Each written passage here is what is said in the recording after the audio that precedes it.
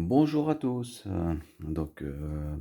Me revoilà après quelques jours d'absence. Je m'en excuse, mais bon, voilà. Euh, je voulais juste, vous présenter deux véhicules que j'ai achetés un petit peu comme ça sur un coup de tête.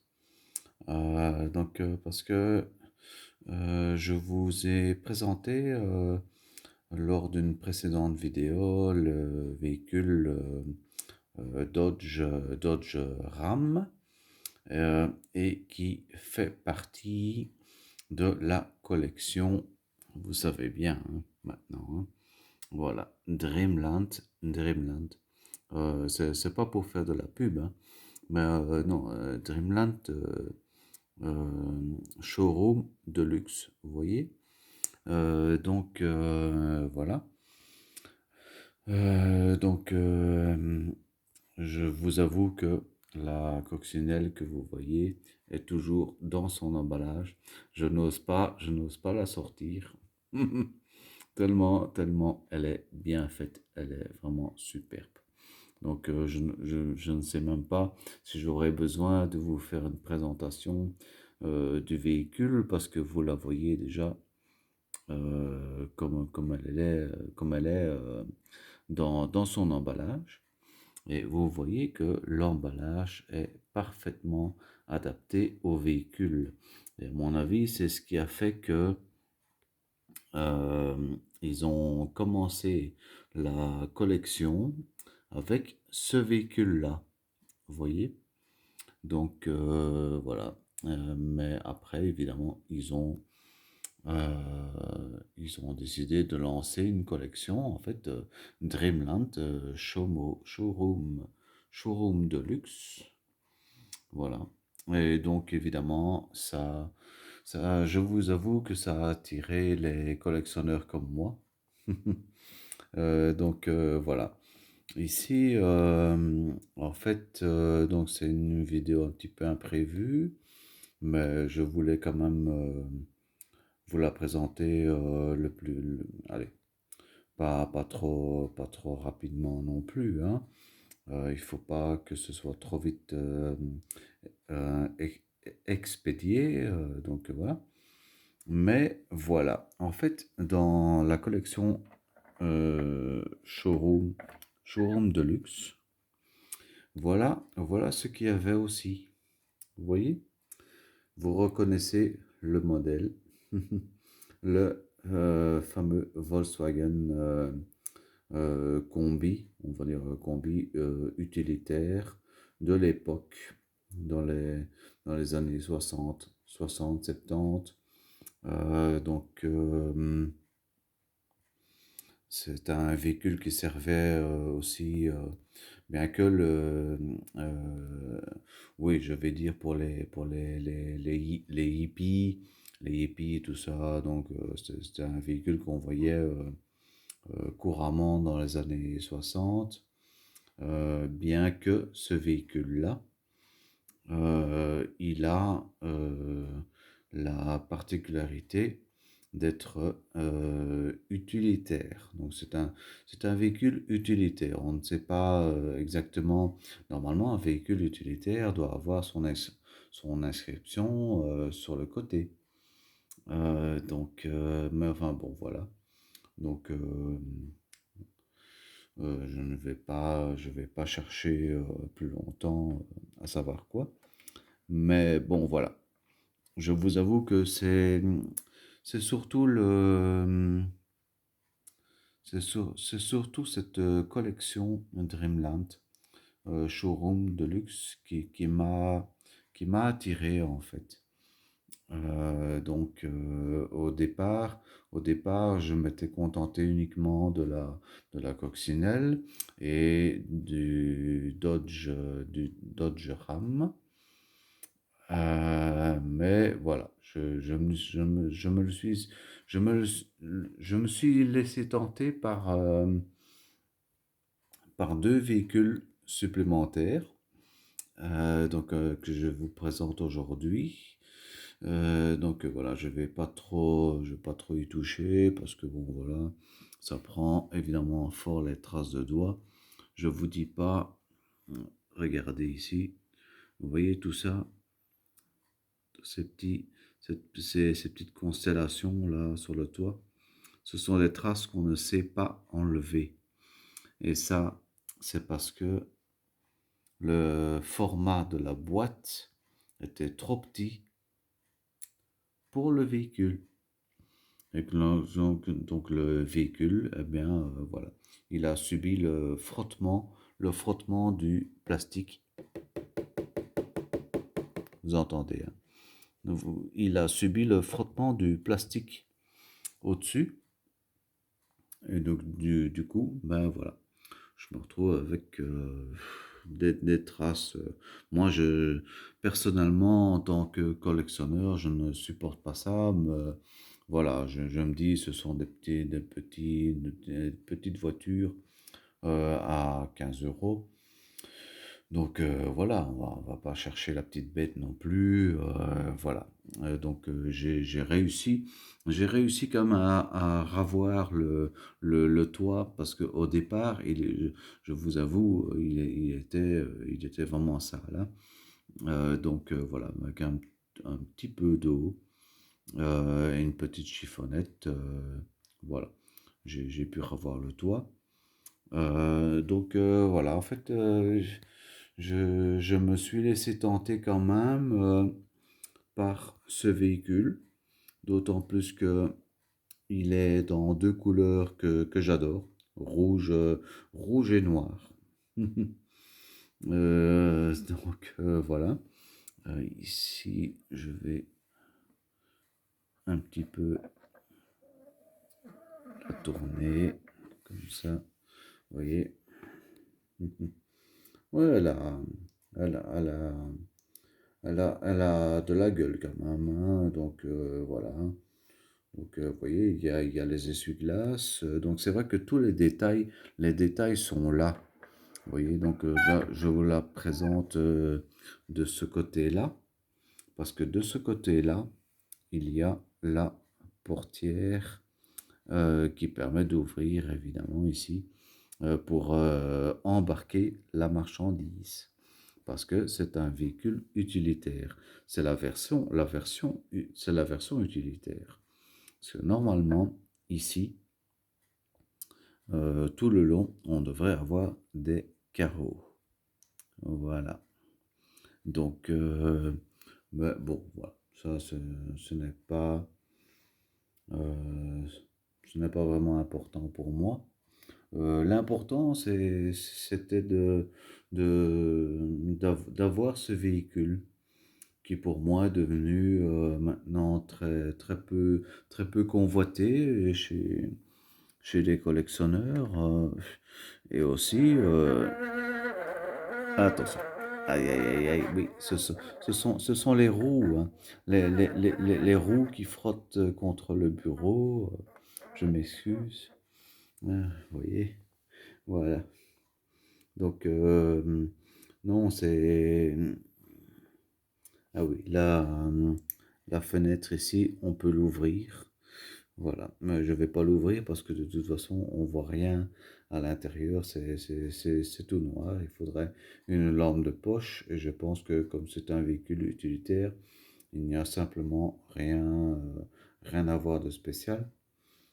Vous voyez, et de l'autre côté, voilà, on n'a pas cette portière, voilà. Donc voilà, on a rien à part les deux couleurs, rouge et noir. Mais on a de toute façon les deux rétroviseurs. Donc voilà. Alors, encore une fois, attention au bruit. Ah, j'ai fait moins de bruit. J'ai fait moins de bruit cette fois-ci. Je suis content de moi. Voilà. Vous voyez que... Donc, je me suis dit que comme je démarre une collection qui est... Enfin, est-ce que, est-ce que je vais continuer? Je ne sais pas, mais pour l'instant, voilà, je démarre la collection Dreamland, showroom de luxe. Je me suis dit, ben, pourquoi ne pas prendre cette voiture en plus, cette camionnette, hein, que tout le monde connaît, hein. En plus dans ses couleurs noir et rouge, ce qui lui donne un aspect assez impressionnant, assez agressif comme ça, voilà. Et vous pouvez voir que le pare-choc n'est pas chromé, il est blanc. Donc, euh, il se pourrait, il se pourrait qu'il s'agisse d'un véhicule qui a réellement existé.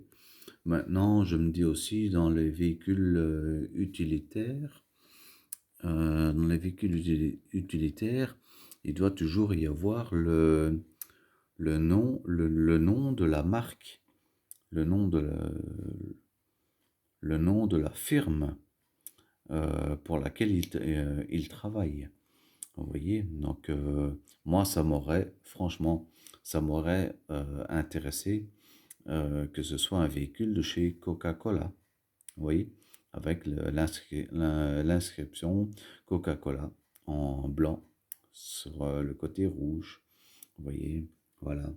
Mais vous voyez que les jantes, oui, ici, voilà, on voit un peu mieux. Les jantes sont rouges. Donc, voilà, donc franchement, bah, voilà. Je me suis laissé tenter quand même par ce véhicule-là. Au départ, il ne m'intéressait pas, mais je vous avoue que c'est cette fameuse... oh, oh là là, chaque fois que je la regarde, voilà, je tombe amoureux. Et je vous dis, pour l'instant, je n'ose pas trop la sortir de la boîte, d'autant plus que c'est la seule, on ne le voit pas comme ça, mais c'est la seule voiture de la collection qui a une peinture métallisée. Métallisée. Donc, euh, ce qui donne à penser ils ont démarré cette collection avec ce véhicule-là. Et ce véhicule-là, vous voyez, il y a même le porte-bagages à l'arrière. Donc voilà, il y a tous les détails. Il y a vraiment tous les détails.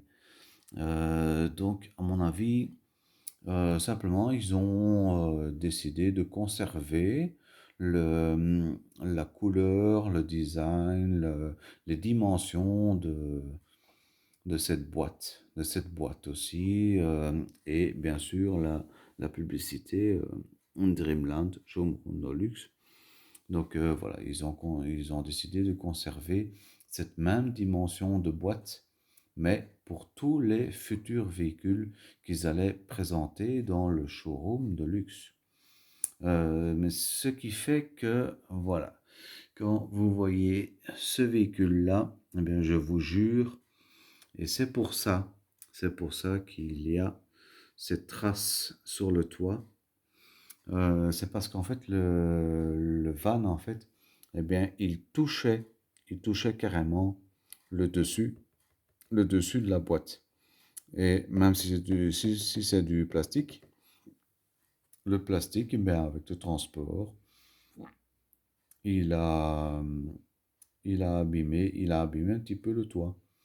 Donc, pour moi, ce n'est pas très grave, dans le sens où ce sont des véhicules à 15 euros, hein. Donc voilà. Donc ici, voilà. Donc encore une fois, je vous la présente de ce côté-ci, parce que de ce côté-ci, on a quand même deux poignées. On a les deux portes, voilà. Ce qu'on n'a pas de l'autre côté. Voilà. Donc encore un petit aperçu.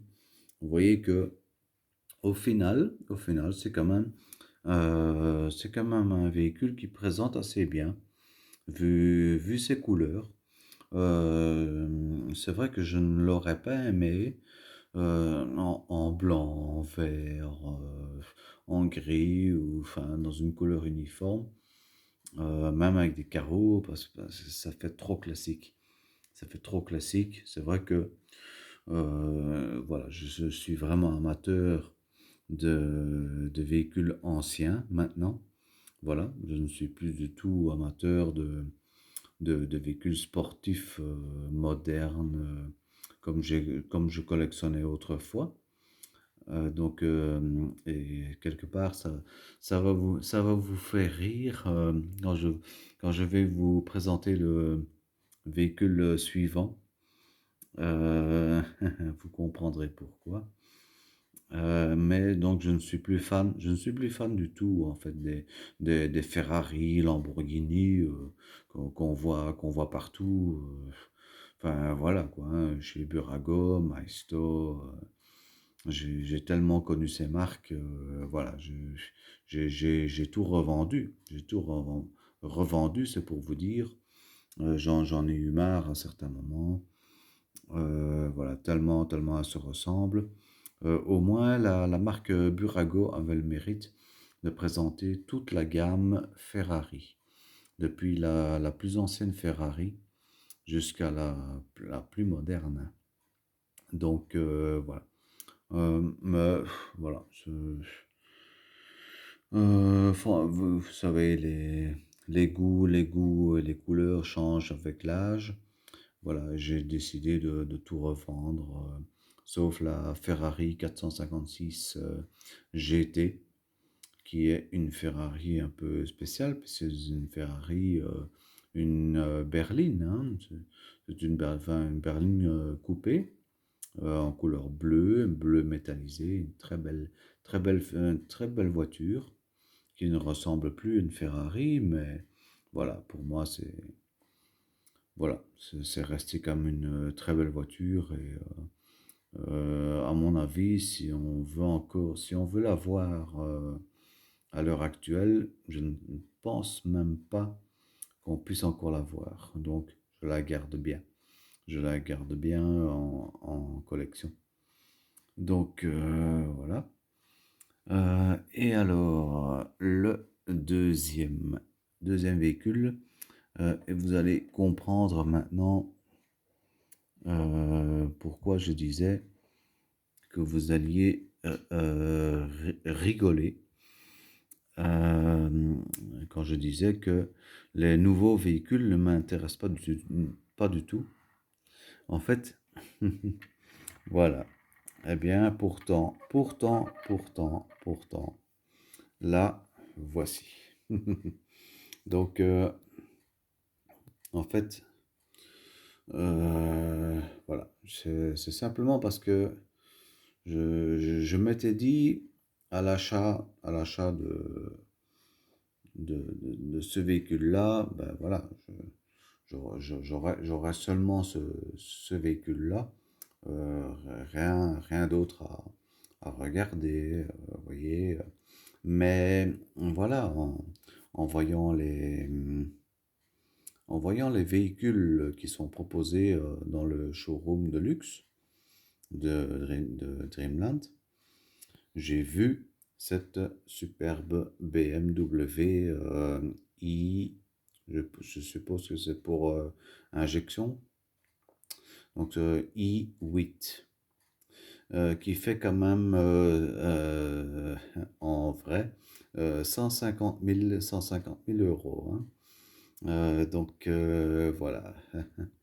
Donc c'est une voiture, elle est tout aussi puissante qu'une Ferrari, voilà. D'ailleurs, ça se voit. C'est pas une voiture familiale, hein. Il n'y a que deux places.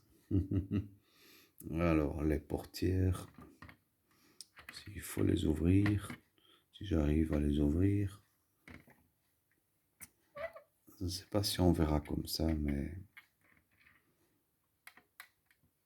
non, elles ne s'ouvrent pas plus que ça, mais elles ont, vous voyez, ce sont des portières papillons, comme on dit. Vous voyez, Ça ne s'ouvre pas. Normalement, en vrai, elle s'ouvre vraiment quasiment à la verticale. Imaginez ici, on ne sait pas entrer à l'intérieur comme ça, hein. Donc, mais bon, voilà. Ils ont quand même fait l'effort de faire une charnière un peu différente des autres véhicules. Donc, si je referme, voilà. Vous voyez que c'est quand même un très très beau véhicule. Certes, très sportif. Ça, c'est ultra sportif, hein. Ça, c'est le genre de voiture qui court sur le circuit Le Mans, euh, entre autres. Voilà. Mais bon, voilà. J'ai regardé un petit peu parmi les véhicules du showroom de luxe. Et je me suis dit, voilà, ce serait un peu triste si j'acquérais uniquement ce modèle-là. Voilà. Bon, voilà, la compensation, on va dire, j'ai pris mon modèle de sport préféré. Parce que je reste quand même, malgré tout, aussi amateur de voitures de sport, bien sûr. Voilà, bon, j'ai 45 ans, voilà, je n'ai pas 80 ans non plus. Donc voilà. Je ne suis pas non plus dans les vieux tacos et compagnie, hein. Voilà, vous voyez un modèle comme ça, regardez ça, vu de haut, vu sur le côté comme ça, ah, vu à l'avant comme ça, voilà. Donc même ici, comme ça, voilà, à l'arrière, vous voyez que ça a tout à fait, ça a tout à fait l'allure d'une superbe voiture de sport. Et ça, on peut dire que c'est une voiture de sport, hein. Donc, même si elle ne vaut pas, je fais un rapide. Regardez ça. Regardez-moi ça. Là, évidemment, elle est toute noire. Donc, vous ne verrez pas grand-chose comme ça. Mais je vous la présenterai plus tard en détail. Voilà, ça, c'est une des voitures les plus puissantes du monde. Et on a du mal à le croire parce que c'est un break. C'est un break. Eh oui, mais c'est une Audi RS6. Donc vous pouvez vous renseigner sur Internet. Donc voilà, c'est le break le plus puissant du monde. Même plus puissant qu'une Ferrari. Elle fait 800, 800 à 1000 chevaux. Donc voilà, elle atteint 100 km/h en 3 secondes, 3 secondes 1. 3 secondes et non, 3 secondes et 1 centième de seconde. Voilà. Voilà. Mais je sais pas. J'ai été dégoûté par l'accident qu'elle a eu, puisque je l'ai renversé, je vous l'ai dit, voilà. Je l'ai renversé bêtement, bêtement. Elle n'est pas tombée de haut, mais voilà. Elle a un fameux coup sur le toit, qui heureusement est couvert par le porte-bagages. C'est le porte-bagages ici qui couvre tout, en fait, vous voyez. Et de ce côté-ci, elle n'a rien. Voilà. Mais c'est de l'autre côté où j'ai déjà le tube de colle. Et encore, je ne pense pas que c'est la colle qui va convenir, puisque la voiture est en résine. Et la colle, c'est une colle plastique, spéciale plastique. Donc voilà, je ne sais même pas si je n'ai pas envie de l'utiliser pour l'instant. Mais comme ça, vous pouvez déjà voir la voiture. Voilà, l'intérieur rouge. voilà, enfin, franchement, franchement, voilà, j'ai été vraiment dégoûté, vraiment dégoûté. Le premier soir que je manipule un petit peu la voiture, elle se renverse. Donc, enfin bon, donc après réparation, voilà. Je vous garantis que je vous la présenterai beaucoup plus en détail. Donc là, je ferai des zooms, des micro-zooms s'il faut, mais vous verrez la quantité de détails, c'est absolument phénoménal. Mais le prix aussi est phénoménal. Oui, ça, voilà. Donc, enfin, en attendant, donc voilà, comme ça, vous pouvez voir les deux nouveaux modèles euh, que j'ai acquis aujourd'hui, voilà, que je viens de recevoir aujourd'hui, voilà, donc en 3 jours chez Dreamland, voilà, parce que j'avais pas envie de me déplacer non plus, ne sachant pas s'ils avaient le modèle en question. Je les ai commandés, voilà, en 3 jours ils sont arrivés en parfait état. Donc voilà, ça fait un fameux contraste, évidemment. Peut-être que, voilà. Oui, parce qu'avec la petite Ford Mustang à côté, ça fait un peu drôle. Vous voyez, encore une fois, cette histoire d'échelle qui est très importante. Ici, toutes les deux sont à la même échelle. Voilà, toutes les deux sont à la même échelle, hein. Donc voilà, ici. Évidemment, ici, ça, on voit pas comme ça. Vous, oui, vous pouvez voir que le, le van